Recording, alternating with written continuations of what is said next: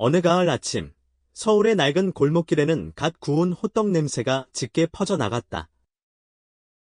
바람에 흩날리는 낙엽들이 춤을 추듯 거리를 수놓았고, 노란 은행잎은 마치 금화처럼 반짝였다. 그 사이로 경쾌한 리어카 소리가 들려왔다. 김밥과 떡볶이를 파는 아주머니의 정겨운 목소리가 골목길에 활기를 불어넣었다. 낡고 허름한 집들이 다닥다닥 붙어있는 골목길은 마치 세월의 무게를 견뎌온 듯 묵직한 분위기를 자아냈지만 그 안에는 웃음과 삶의 활기가 숨쉬고 있었다. 이 골목길 한켠에 작은 옥탑방에서 살고 있는 중년 남성 철수가 있었다. 방 안은 낡은 옷가지와 몇 권의 책, 그리고 작은 텔레비전 하나가 전부였다.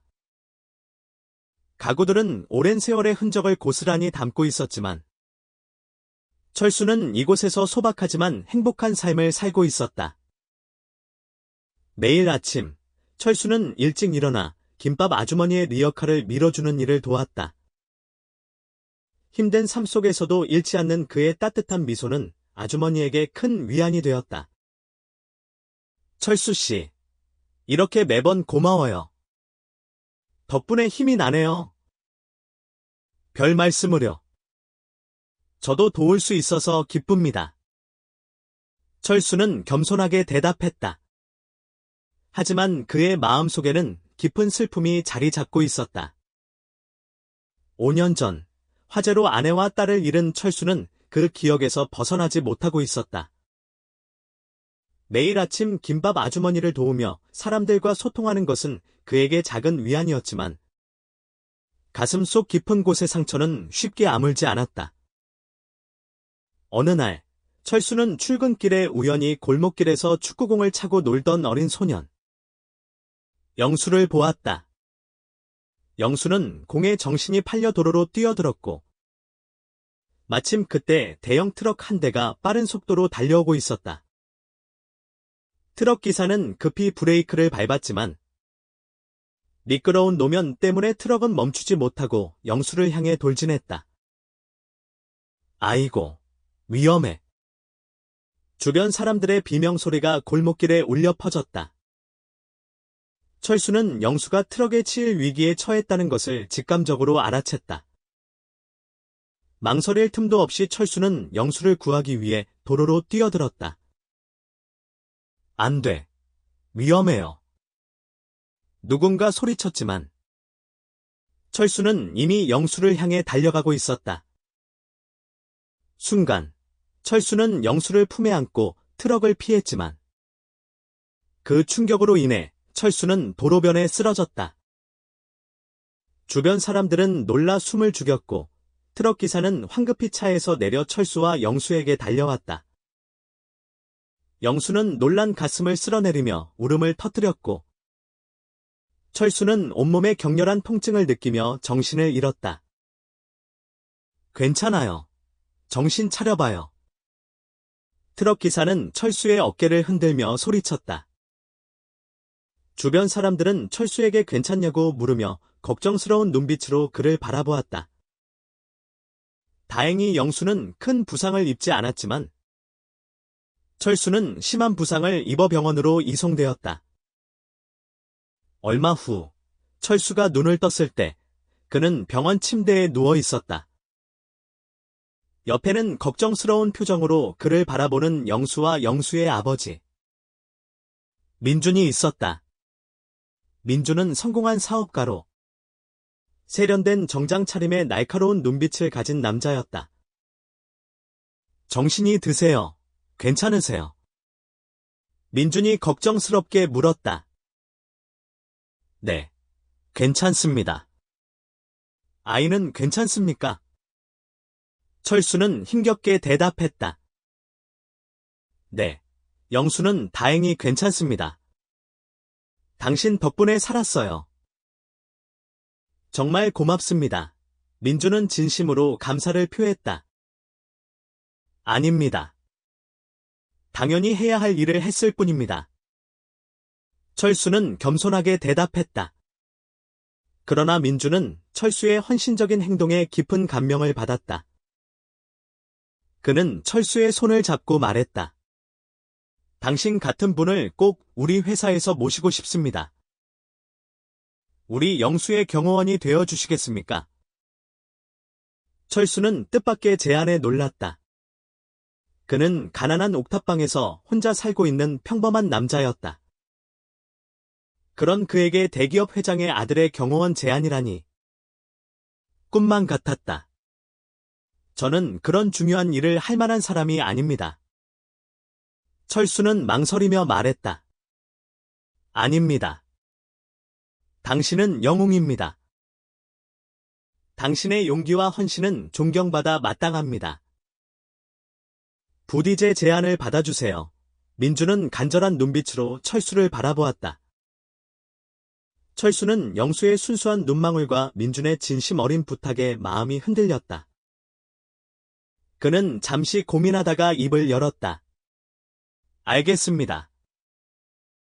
제가 할 수 있는 최선을 다하겠습니다. 철수의 대답에 민준과 영수는 환한 미소를 지었다. 철수는 자신이 한 선택이 자신의 삶을 완전히 바꿔놓을 것이라고는 상상도 하지 못했다. 다음 날, 철수는 민준의 회사 소속 경호원으로 첫 출근을 했다. 회사는 서울 강남의 화려한 고층 빌딩에 위치해 있었다. 빌딩 로비에 들어서자 눈부신 대리석 바닥과 높은 천장, 그리고 세련된 인테리어가 철수의 눈을 사로잡았다. 모든 것이 낯설고 어색하게 느껴졌다. 영수는 철수를 보자마자 반갑게 달려와 안겼다. 철수 아저씨, 오셨어요. 그래, 영수야. 잘 지냈니? 철수는 영수의 머리를 쓰다듬으며 따뜻하게 웃었다. 영수는 철수의 손을 잡고 회사 곳곳을 구경시켜 주었다. 철수는 영수의 해맑은 모습에 마음이 따뜻해졌다. 하지만 회사 사람들의 시선은 차가웠다. 그들은 철수의 초라한 행색을 보며 수근거렸다. 저 사람이 회장님 아들의 경호원이라고. 믿을 수가 없네. 어디서 굴러먹던 돌멩이인지. 영수 도련님이 위험해지면 어쩌려고. 철수는 그들의 차가운 시선을 느꼈지만 개의치 않았다. 그는 오직 영수의 안전만을 생각하며 자신의 임무에 집중했다. 며칠 후, 민주는 철수를 자신의 집무실로 불렀다. 철수 씨, 며칠 동안 지켜보니 당신은 정말 훌륭한 경호원입니다. 영수도 당신을 많이 따르고 저도 당신을 믿습니다. 감사합니다, 회장님. 철수는 겸손하게 대답했다. 하지만 한 가지 걱정되는 것이 있습니다. 최근 회사 내부에 기밀정보 유출 사건이 발생했는데 범인을 아직 잡지 못했습니다. 당신이 이 사건을 조사해 주셨으면 합니다.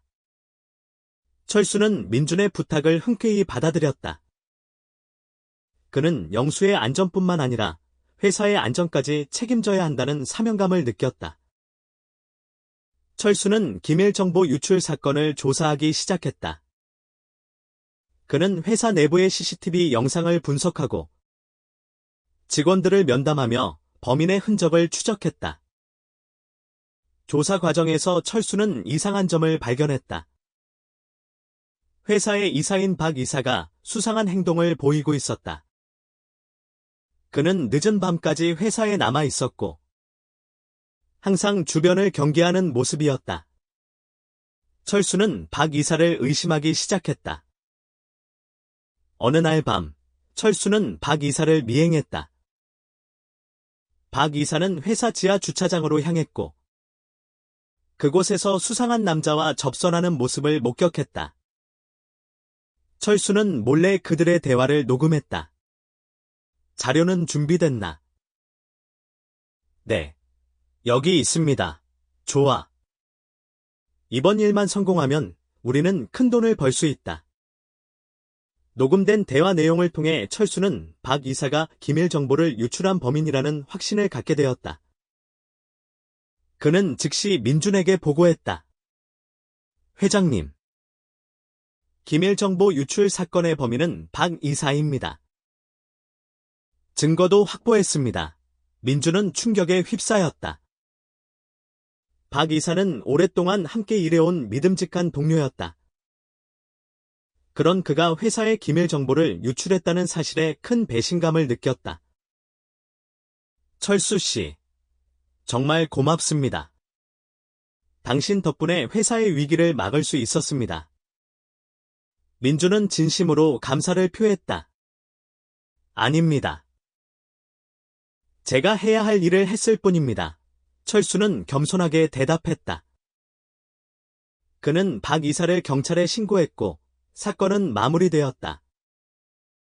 철수는 영수의 경호원으로서 뿐만 아니라 회사의 안전을 지키는 중요한 역할을 해냈다. 하지만 사건은 여기서 끝나지 않았다. 박 이사는 배후에 더 큰 조직이 있다는 사실을 털어놓았다.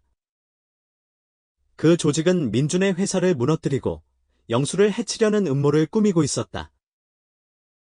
철수는 그 조직의 정체를 밝히고 영수와 민준을 지키기 위해 다시 한번 위험한 싸움에 뛰어들었다.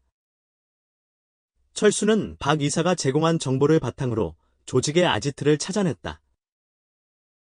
아지트는 서울 외곽에 버려진 공장이었다. 철수는 밤늦게 몰래 공장에 잠입했다. 공장 내부는 어둡고 음침했다.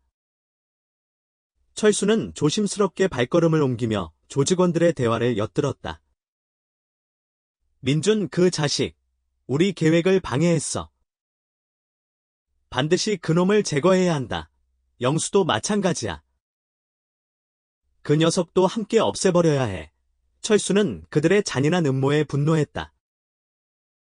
그는 조직원들을 제압하고 그들의 계획을 막기 위해 모든 힘을 쏟아부었다. 격렬한 싸움 끝에 철수는 조직원들을 모두 제압하고 경찰에 신고했다. 사건이 모두 마무리된 후 철수는 민준에게 작별 인사를 했다. 회장님, 저는 이제 떠나야 할 것 같습니다. 무슨 말씀이세요? 철수 씨, 당신은 이제 우리 가족입니다. 민준은 놀라며 말했다. 아닙니다, 회장님. 저는 그저 평범한 사람입니다. 이제 제 할 일은 다 했습니다. 철수는 웃으며 말했다. 영수는 철수의 손을 잡고 눈물을 글썽였다. 철수 아저씨, 가지 마세요. 아저씨 없으면 저 어떡해요? 영수야, 걱정하지 마렴. 아저씨는 항상 내 곁에 있을 거야. 비록 몸은 떨어져 있어도 마음은 항상 너와 함께 있을 거란다. 철수는 영수의 머리를 쓰다듬으며 따뜻하게 말했다. 철수는 낡은 옷까지 몇 개만 챙겨 옥탑방으로 돌아갔다. 가을 햇살이 따스하게 그의 얼굴을 비추었다. 철수는 마음속으로 다짐했다. 앞으로 어떤 어려움이 닥쳐도 결코 희망을 잃지 않고 살아가겠다고.